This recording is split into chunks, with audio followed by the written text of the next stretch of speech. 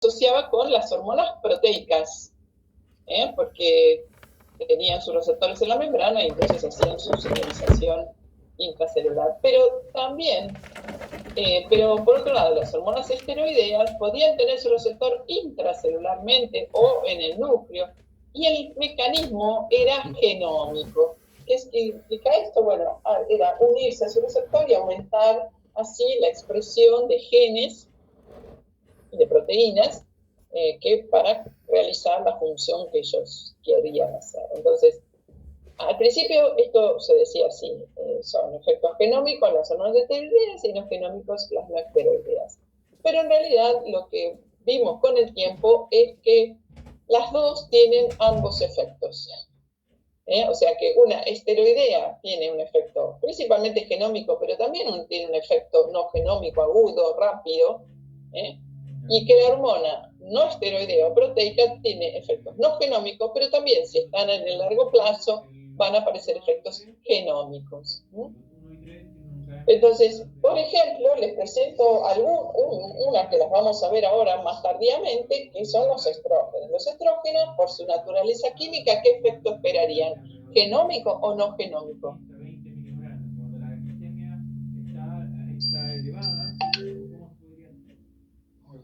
Genómico.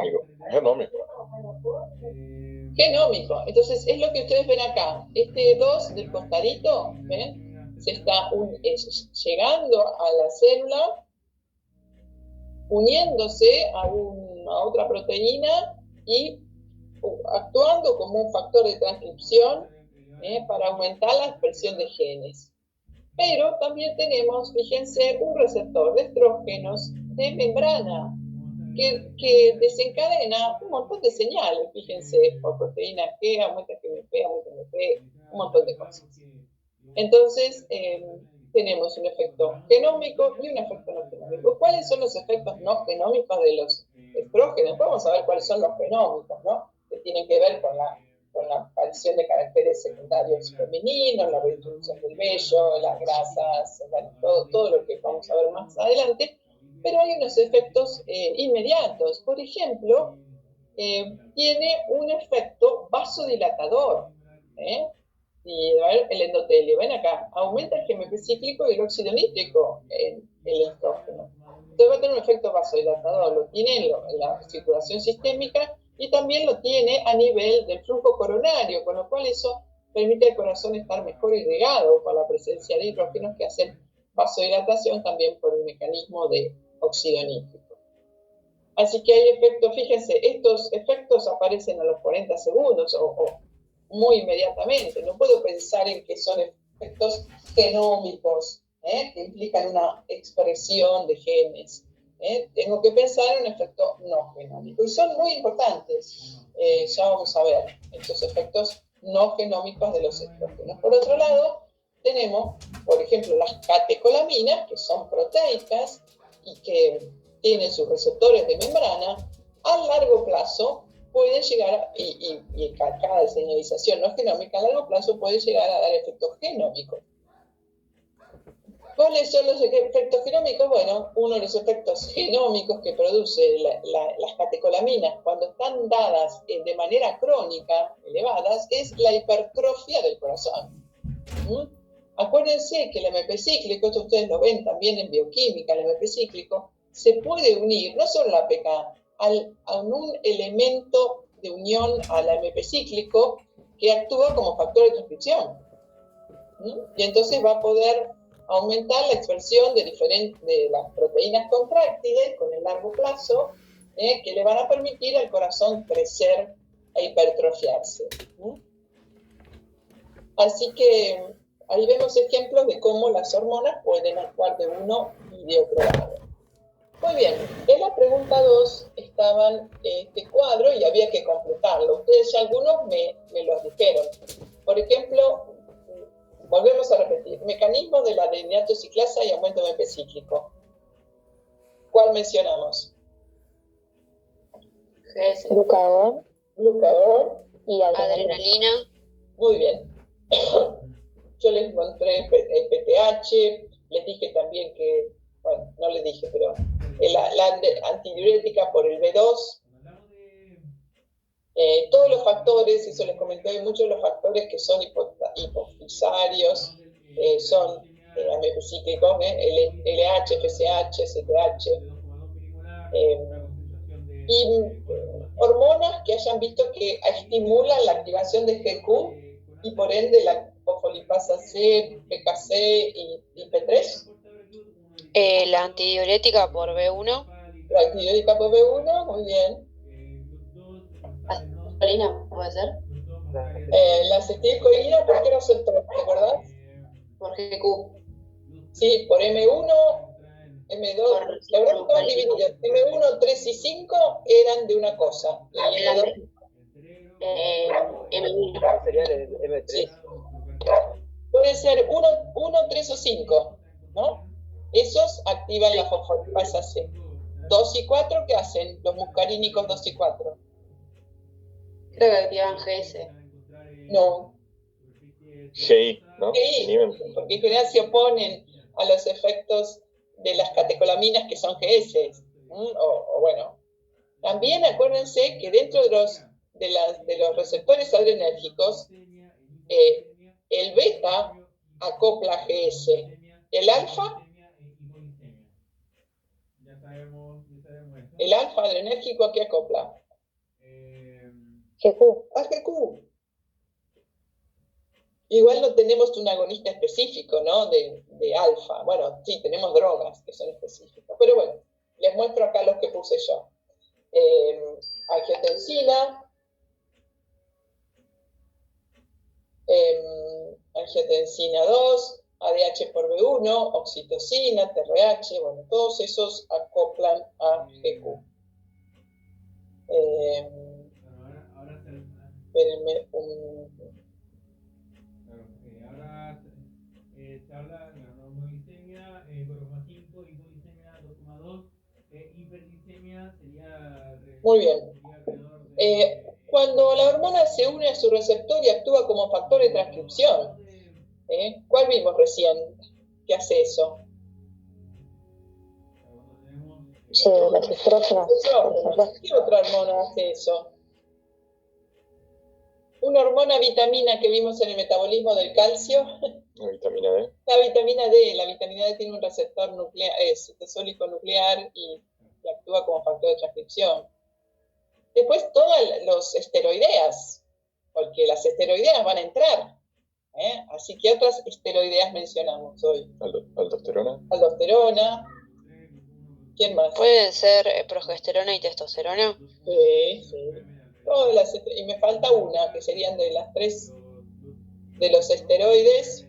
Tenemos los mineralocorticoides, los esteroides, los glucocorticoides. Muy bien. Entonces, todas esas, ahí tenemos dentro del glucocorticoide, tenemos, bueno, el cortisol como el más importante. Una que vamos a ver en particular son las hormonas tiroideas, que sin ser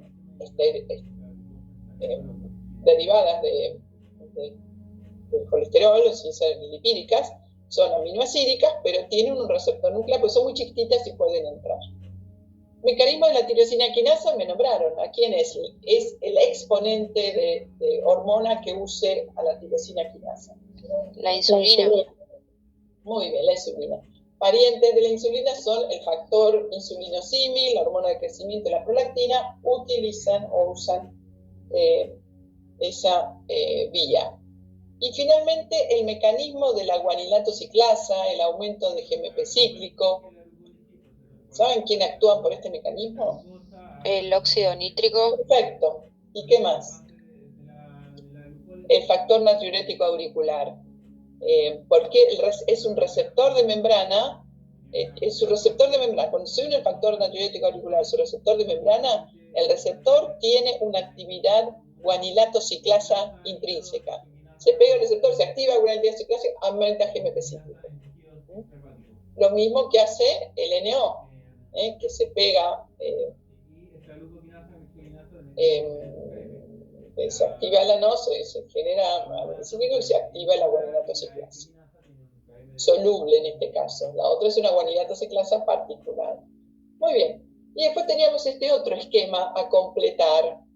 en la pregunta número 3. Entonces vamos a ver un eje que es muy importante en la regulación del sistema endocrino, que es hipotálamo, hipófisis, tejido periférico. La idea de esta cosa así en estaciones, o sea que del hipotálamo se manden señales a la hipófisis y que la hipófisis vaya al tejido periférico, es importante para el hecho de la regulación, porque podemos establecer regulaciones a distintos niveles, que son los mecanismos de retroalimentación que ya vamos a ver. Entonces, vamos a tener hormonas que del hipotálamo van a dar una señal a la hipófisis para que se liberen ciertas cosas, y de la hipófisis hacia el órgano el tejido periférico, que a su vez puede generar otras hormonas, ¿no? En el primer caso tenemos a la GnRH, que es la hormona liberadora de las gonadotrofinas, que va a actuar sobre la hipófisis estimulando la liberación de ¿qué hormonas? La FSH y la LH. Claro, que se llaman de manera genérica gonadotrofinas. ¿Y la FSH y LH dónde van a actuar? ¿En qué tejido periférico? En los órganos reproductores femeninos. Claro. La LH. Claro. Y masculinos también. Uh-huh.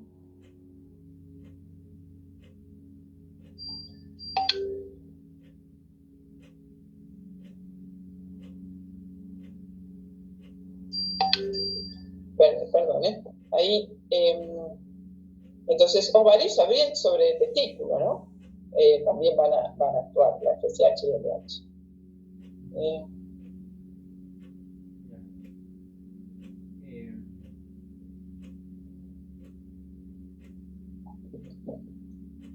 Muy bien, en el otro eje tenemos planteado a nivel hipofisario la liberación de GH u hormona del crecimiento.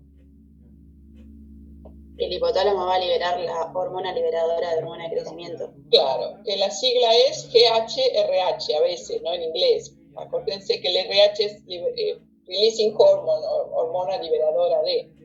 ¿Y sobre qué órganos va a actuar la hormona de crecimiento? Actúa sobre todos casi, pero en particular, ¿qué les parece? Alguien que está creciendo, ¿qué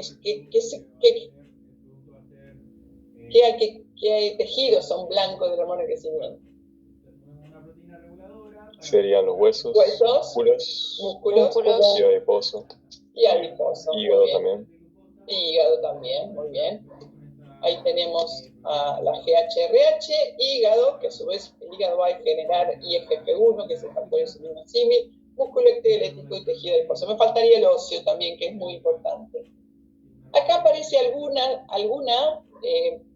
hormona a nivel hipotalámico, que esto es la somatostatina. Este es un factor que lo vamos a ver en muchos lados, se libera, y siempre, a pesar de que acá está una flecha positiva, casi siempre tiene un accionar negativo de inhibir la liberación de las hormonas.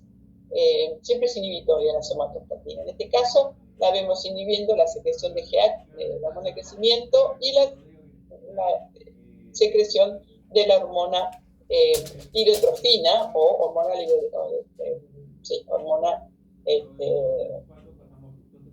estimulante de la tiroides. Muy bien, pero esta hormona que mencionamos acá, la TSH, tiene su factor específico. ¿Cuál es? Hipotalámico. Tiene un factor hipotalámico que la libera específicamente. La somatostatina la inhibe, pero este factor... La TRH. La TRH. ¿Y la TSH sobre qué órgano va a actuar? Sobre la tiroides. Sobre la tiroides. Uh-huh. Ahora fíjense, acá hay otro cruce en este eje hipotálamo hipófisis tejido, ¿no? Fíjense, acá parece que la TRH no solo estimula la TSH, tiene un efecto sobre otras células de la adenohipófisis, que son las células lactotropas, que van a liberar algo que va a ir sobre la prolactina, que va a ir sobre las glándulas mamarias. Ustedes se fijan, esta TRH estimula la dopamina, que es esta sigla DA que está acá, en realidad inhibe la secreción de prolactina, ya lo vamos a ver, y el péptido intestinal vasoactiva la estimula. Esto va a tener injerencia sobre la glándula mamaria, aumentando la secreción láctea. Profe, una pregunta. La somatostatina también Sí. inhibe a la TSH. Sí, sí, Bien. inhibe ambas dos. Acá tenemos un eje en donde tenemos como destino final la corteza adrenal. ¿Qué se imaginan qué puede actuar sobre la corteza adrenal estimulando la liberación? La ACTH. La ACTH. ¿Y cómo se llama el factor hipotalámico que la libera? CRH. CRH. Muy bien. CRH, ACTH. También se liberan otros productos por parte de la hipófisis, ¿no? La beta lipoendorfina, bueno, otros productos también. Después tengo acá la ADH. Acuérdense que la ADH se sintetizaba en el hipotálamo, ¿no es cierto? En el núcleo supraóptico y paraventricular. Pero E iba en la hipófisis. Claro, o sea, ¿en qué región de la hipófisis? En la neurohipófisis. En la neurohipófisis. Acuérdense que mientras todos estos factores que vimos antes son factores que se liberan y vienen por vía portahipofisario a la hipófisis, o sea, por vía sanguínea llegan acá, estas dos, la oxitocina y la ADH, que se almacenan en la neurohipófisis, van a viajar por los axones, que van a ser larguitos desde el hipotálamo, van a ir por un fundíbulo hacia la neurohipófisis y allí se van a almacenar. Entonces acá pongo ADH, más abajo sigo con ADH. ¿Y dónde va a actuar la ADH? En riñón. En riñón. Y los vasos, acuérdense que es vasopresina, también su nombre por su vasoconstricción. Y otra vez con la oxitocina, que también se sintetiza en el hipotálamo, se almacena en el hipófisis. ¿Y dónde va a actuar la oxitocina? ¿Dónde es importante? En el útero. En el útero y también en la glándula mamaria para la secreción láctea también contribuye. Fundamentalmente al principio. Muy bien. En cuanto a los mecanismos de retroalimentación, esto lo vimos. Vemos como en general la mayoría de los mecanismos de retroalimentación son negativos. Esto es, cuando aumenta la cantidad, en este caso, de cortisol, tenemos un ejemplo, esto puede inhibir la secreción de ACTH por parte de la adenohipófisis, o también puede viajar hasta hipotálamo e inhibir la secreción de CRH. Esto es un mecanismo que de alguna manera me va a mantener controlados los niveles, que no haya cortisol en exceso, entonces tengo forma de disminuir su liberación. Lo mismo, en general, ya les digo, los mecanismos de la alimentación negativos son negativos, hay pocos, pero los hay positivos, y uno de ellos es el estradiol o el estrógeno en la fase ovulatoria del ciclo sexual femenino. Aquí vamos a ver un efecto de retroalimentación positiva, donde los estrógenos van hacia la hipófisis y aumentan la liberación de FSH y LDH. En otra fase del ciclo sexual, no, los estrógenos hacen retroalimentación negativa. Otro efecto de retroalimentación positiva, ¿saben cuál es? Otro positivo, estrógenos en la fase ovulatoria, y el otro, LH puede ser. no, se da en el parto.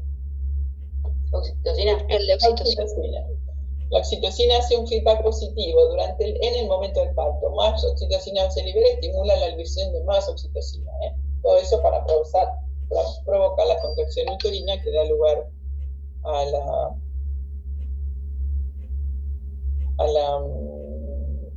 parto, ¿no? A la expulsión del feto, digamos. Muy bien.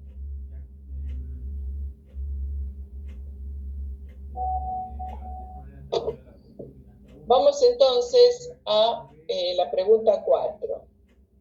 La pregunta 4 nos mostraba en este esquema y la idea es que ustedes lo completaran.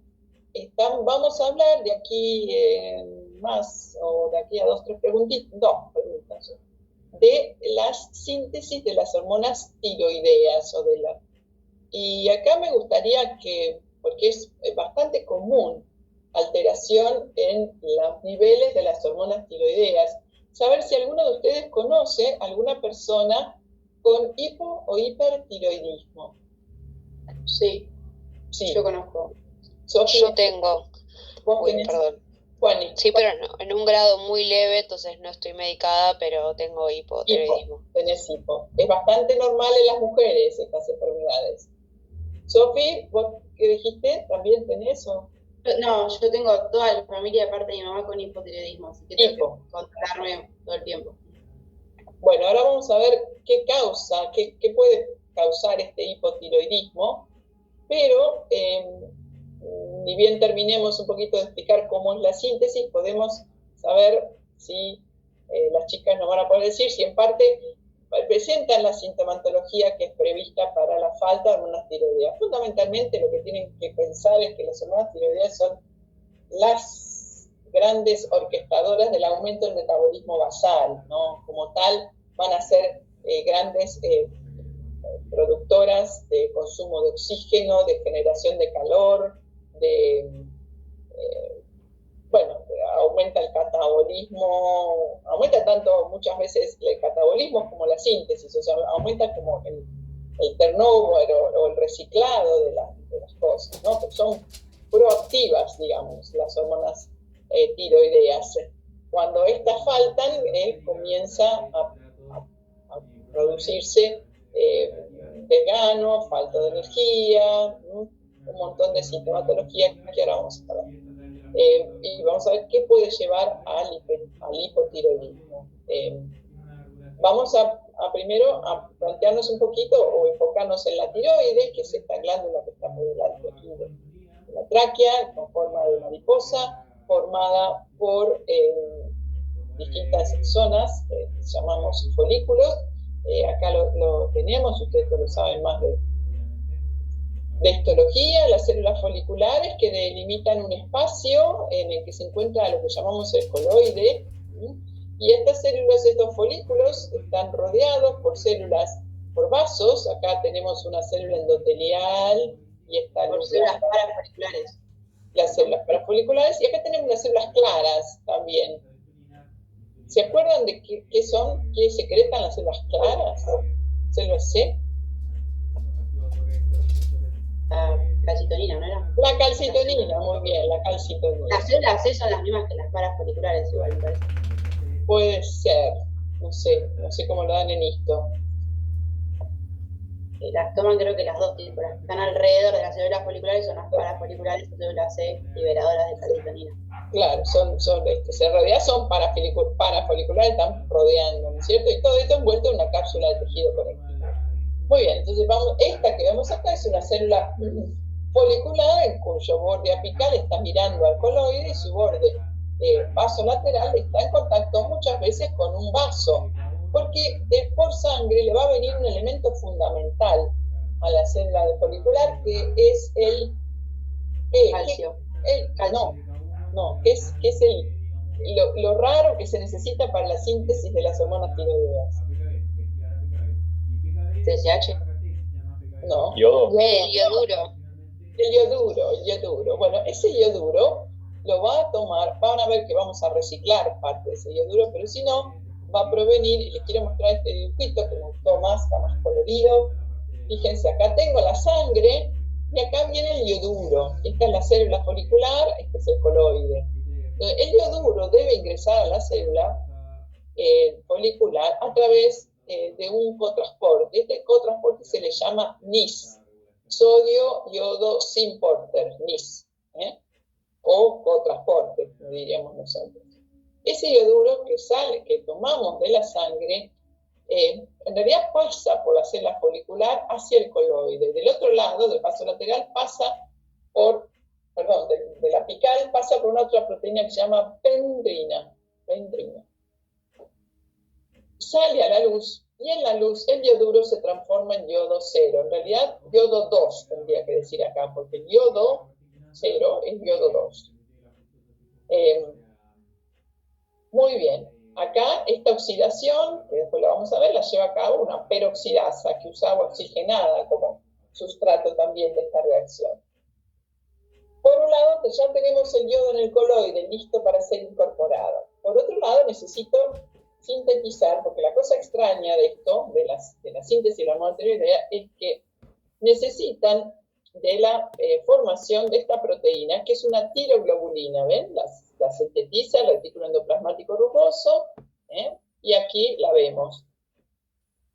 ¿Qué pasa? ¿Qué características tiene esta tiroglobulina? Tiene muchos aminoácidos tirosina.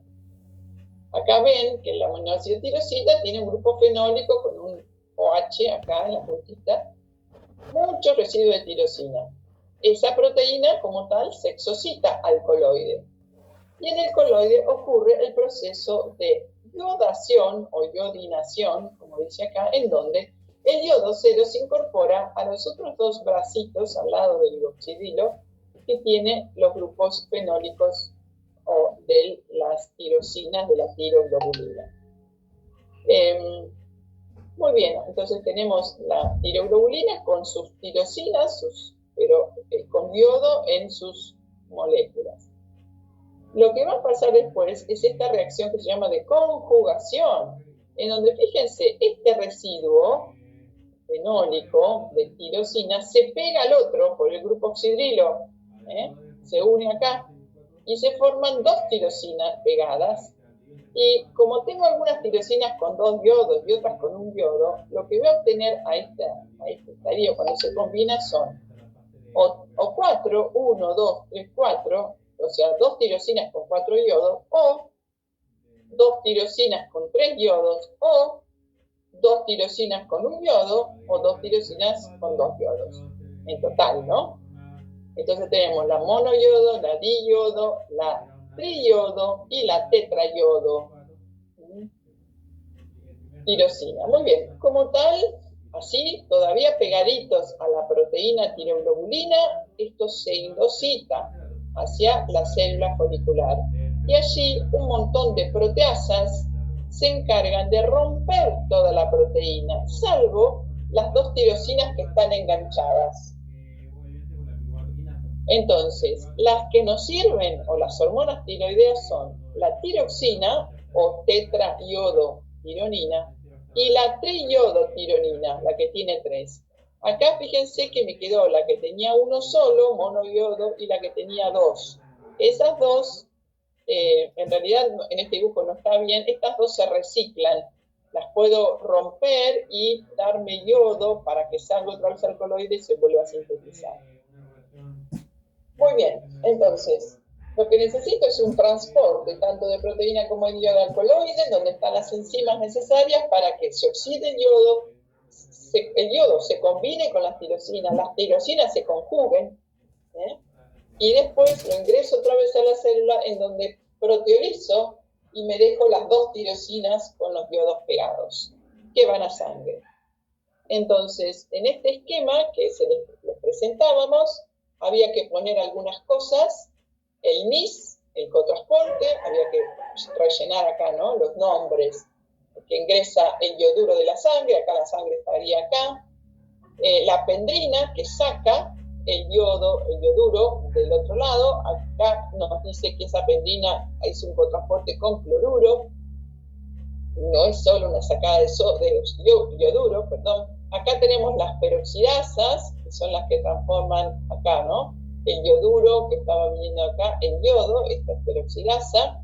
Ahora ocurre la iodinación, que es la unión del yodo a la tiroglobulina, y el acople, que es esa unión de las dos, o conjugación, que es la unión de las dos tirosinas, para finalmente formarse la monoyodo, diyodo, triyodo, esta es otra forma, de triyodo reversa, y T4. Todas estas se ingresan a la célula por pinocitosis, la proteasa la rompe, me quedo con T3 y T4, que es secreto, el MIT y el DIT lo recirculo. Un poco le saco el yodo, que me sirve acá, y le saco las tirosinas, que me sirve para la síntesis proteica de tiroglobulina.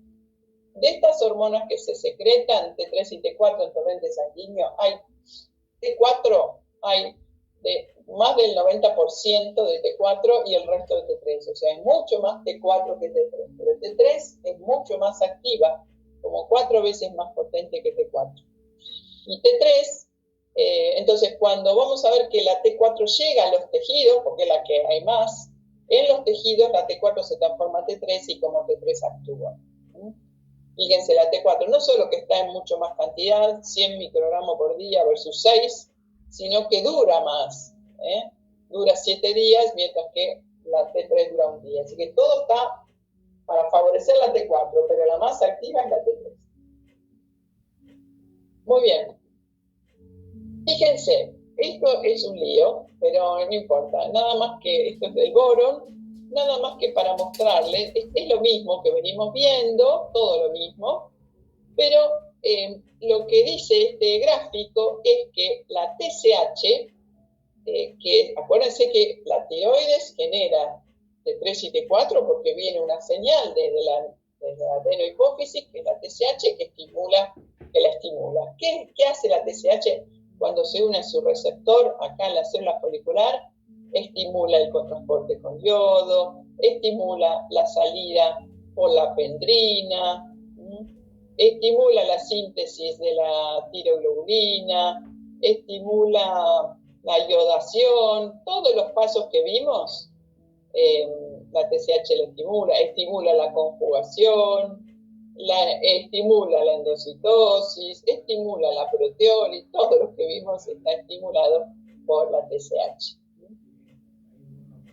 Muy bien, se liberan la T3 y T4, acá la tengo, ¿ven? Fíjense, aparentemente yo les dije, son chiquitas, permean, pero no, en realidad no permean, necesitan un transportador para ingresar a las células. No es como una hormona proteica, porque no lo son 2 tirosinas nomás, pero necesitan un transportador para entrar. Fíjense que la mayor es T3, hay T4 que ingresa, y la T4, la mayoría, va a pasar a ser T3, se va a transformar en una T3 por enzimas que hay en los tejidos, que va a eliminar un yodo. Lo que hay que hacer es sacarle un yodo a T4, ese yodo está acá, ¿ven? Y la T3 es la que tiene el receptor. No tengo receptores para T4, tengo solo receptores para T3. El receptor para T3 es un receptor nuclear, que va a necesitar de la unión de otra cosa, que es este receptor de retinoides, para realmente ser activo como factor de transcripción. Se va a pegar a una secuencia específica dentro del ADN, y esto le va a permitir aumentar la transcripción de distintas genes, proteínas, dentro de las cuales acá tenemos un montón: bomba de sodio y potasio, enzimas gluconeogénicas, enzimas respiratorias, un montón de enzimas aumenta su expresión. Muy bien. Vamos entonces ahí vimos cómo son los receptores, y dónde están cuáles son los tejidos blancos, el corazón, el sistema nervioso central, el hígado, el hueso, realmente está en todos lados. A nivel general, hoy lo mencionamos: aumento de la producción de energía, por lo tanto aumento del consumo de oxígeno, aumento de temperatura, aumento por ende de producción de calor,